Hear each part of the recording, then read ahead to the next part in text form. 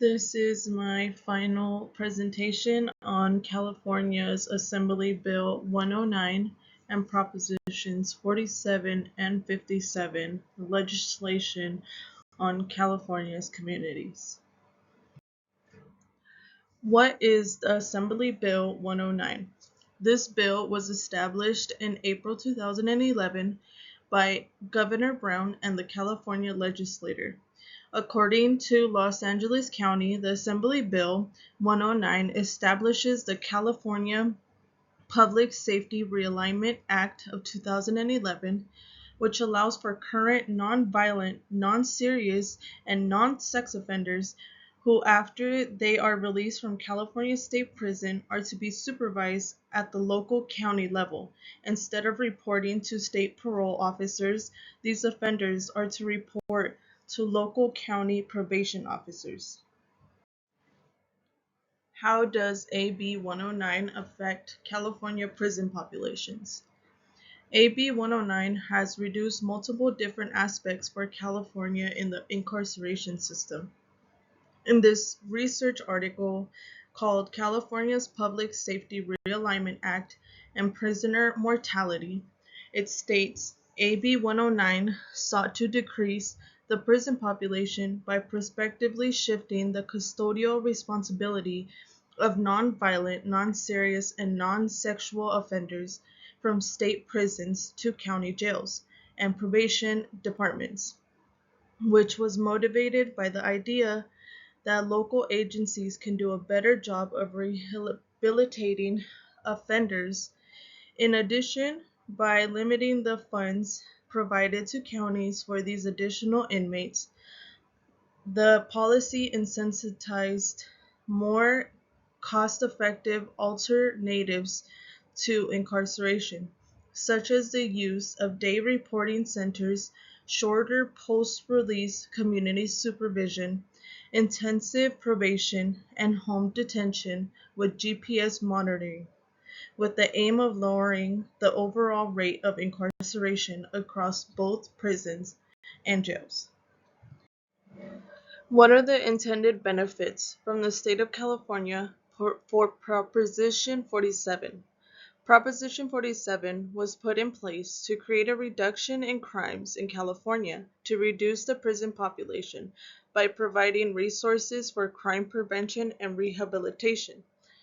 This gives more opportunity to people who commit crimes to have the chance to get the help they need or even a chance to do better for themselves, which also benefits the community at the same time by reducing crimes. Proposition 47 requires that these funds be awarded to public agencies to provide mental health services, substance use disorder treatment, and/or diversion programs for those in the criminal justice system. What are the intended benefits from the state of California for Proposition 57?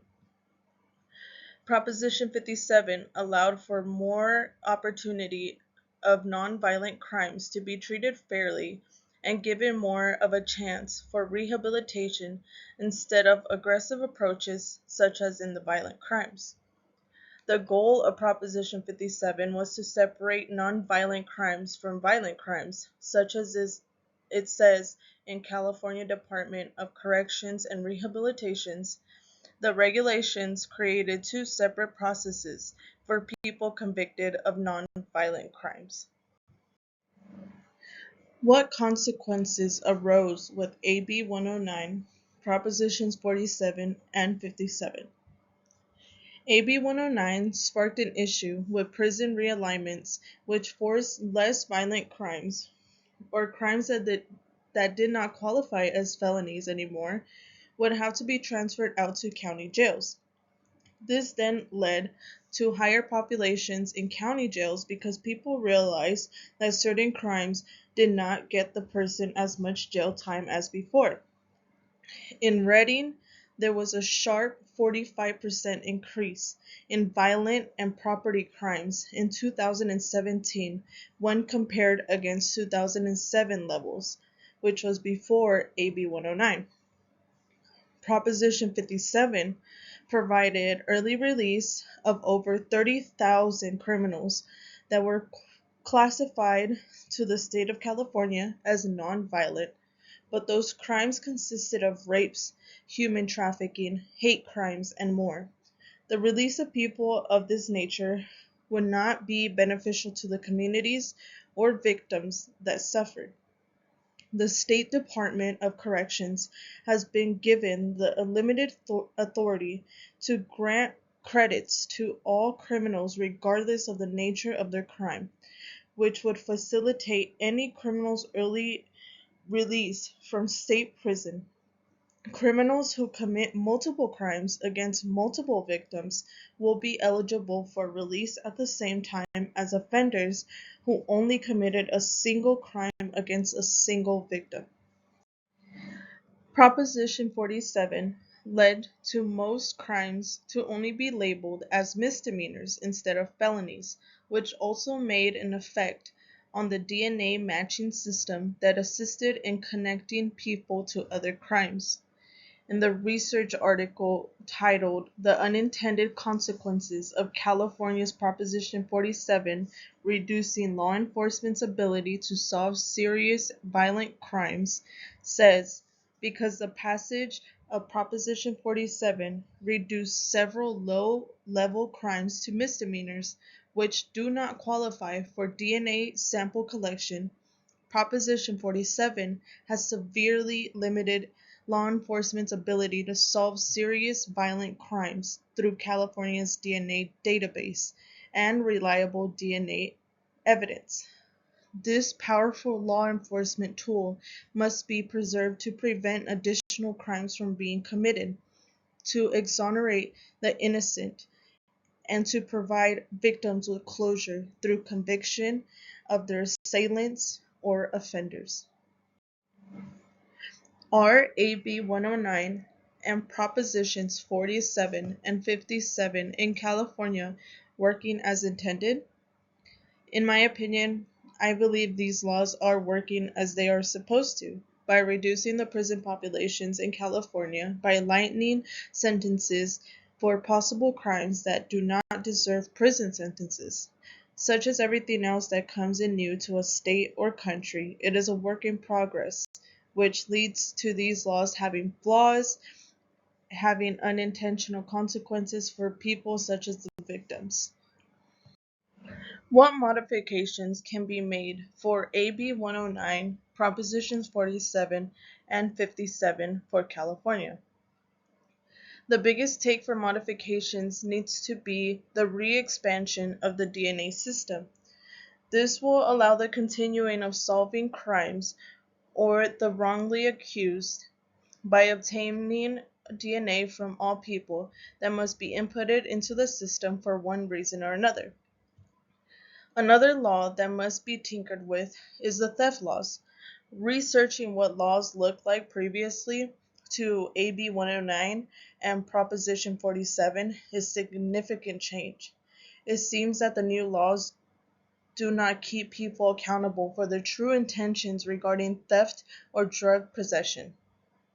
This act reduces most drug possession offenses and thefts of property valued under $950 from felonies to misdemeanors.